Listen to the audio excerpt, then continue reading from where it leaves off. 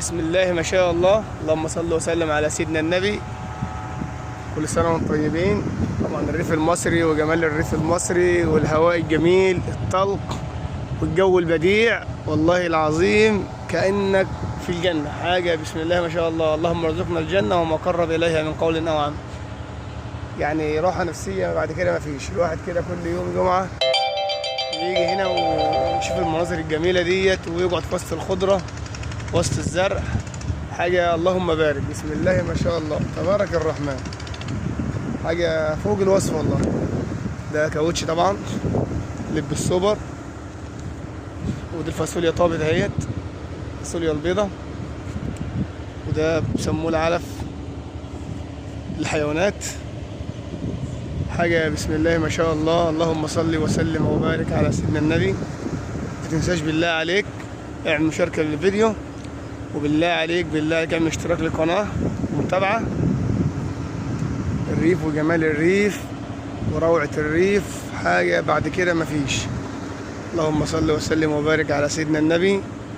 صلوا على رسول الله. النهاردة يوم الجمعة، أكثروا من الصلاة والسلام على رسول الله. اللهم صل وسلم وبارك على سيدنا النبي صلى الله عليه وسلم.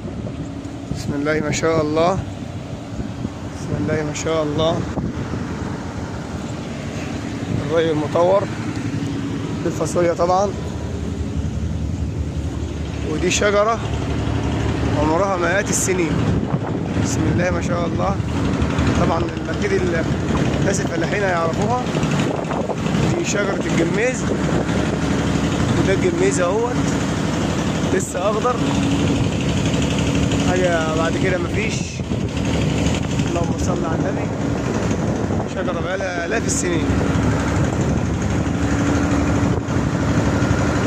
آسف في اللفظ، الشجرة بقالها فوق 40 سنة أو 50 سنة. حاجة بسم الله ما شاء الله. الفاصوليا البيضة زي ما قلنا. اللهم زد وبارك يا رب. اللهم زد وبارك. صل على الحبيب، صل على النبي محمد. ما تنساش تعمل متابعة واشتراك للقناة عشان يوصلك كل جديد وجديد من الريف المصري وجمال الريف المصري. حاجة في منتهى الجمال والروعة والهواء الجميل والراحة النفسية. شجرة الجميز. اللهم بارك يا رب. اللهم زد وبارك. ما تنساش متابعة واشتراك القناة. صلي على الرسول.